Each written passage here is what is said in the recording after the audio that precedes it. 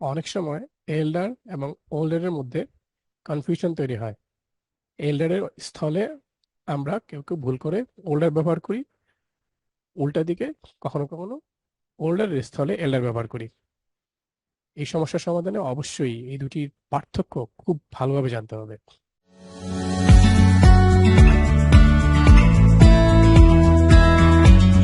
Hello সবাইকে, আজকে আমরা এল্ডার এবং ওল্ডারের ব্যবহার জানবো।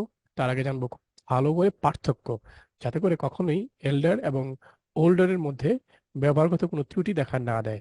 আমরা যদি এই কারণে প্রথমেই এল্ডার সম্বন্ধে জানি, আমরা জানি এল্ডার অর্থ হচ্ছে বড়।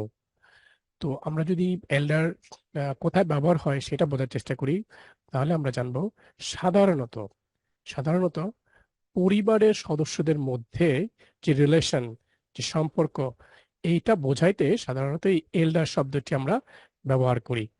আমরা যদি কয়েকটা উদাহরণ দেখি, একটা উদাহরণ হতে পারে এরকম যে আমার একটি বড় বোন আছে, তার মানে এটা পরিবারের সদস্য অবশ্যই। তো I have an elder sister. Okay. তারপর আরেকটা উদাহরণ যদি দেখি, আমার একটি বড় ভাই আছে, নিঃসন্দেহে পরিবারের সদস্য।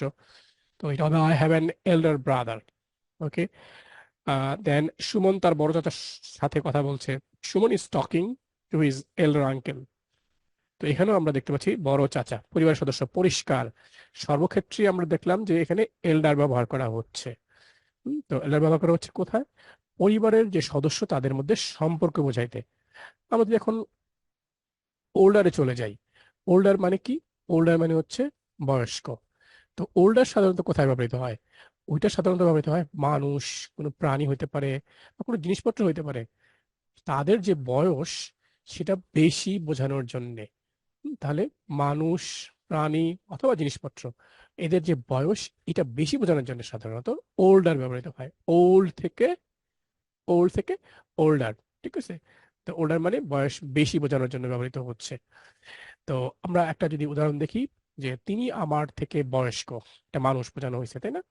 আমার সাথে তিনি তুলনা করা হচ্ছে, এটা মানুষ বোঝানো হয়েছে। তো he is older than me. Well, এটা মানুষ। তার পরের উদাহরণটা, ওই গাছটি, এই গাছটি ওই গাছের চেয়ে বয়স্ক। এখানে দুইটা গাছ বোঝাচ্ছে, মানুষ না। এটা আমরা প্রাণ বলতে পারি, উদ্ভিদ বলতে পারি। তো this tree is older then that tree. আবারও দেখলাম ওল্ডার ব্যবহৃত হয়েছে, কিন্তু এখানে কোনো মানুষ না, এখানে প্রাণ বা প্রাণী বা গাছ।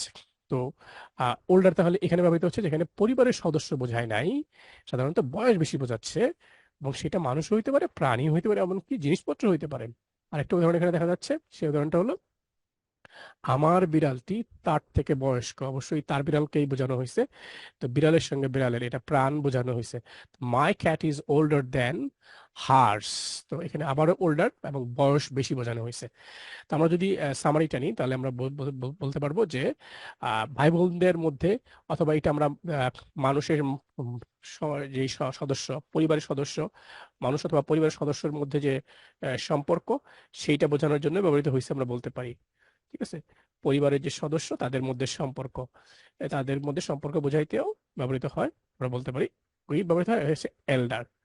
এবার আমরা ওল্ডার কথা যদি বলি সংক্ষেপে, সেটা সাধারণত বয়স বেশি অথবা বয়স্ক বোঝাইতে ব্যবহৃত হয়। সেটা মানুষ হইতে পারে, প্রাণী হইতে পারে, জিনিসপত্র হইতে পারে। তো একেবারে সংক্ষেপে এক লাইনে যদি আমরা বলি, এল্ডার সাধারণত মানুষের ক্ষেত্রে এবং পরিবারের মধ্যে সম্পর্ক বোঝাইতে ব্যবহৃত হয়। আর ওল্ডার সেটা মানুষ হইতে পারে, প্রাণী হইতে পারে, বা কোনো জিনিস হইতে পারে। সেটা কোথায়, কেন ব্যবহৃত হয়? ব্যবহৃত হয় বয়স, অবশ্যই বয়স বেশি বোঝাইতে। আশা করি আপনি এল্ডার এবং ওল্ডারের পার্থক্য ভালোভাবে বুঝতে পেরেছেন। ভিডিওটি ভালো লেগে থাকলে লাইক করুন, সাবস্ক্রাইব করুন, এবং কোনো প্রশ্ন থাকলে অবশ্যই কমেন্টে জানান। ধন্যবাদ।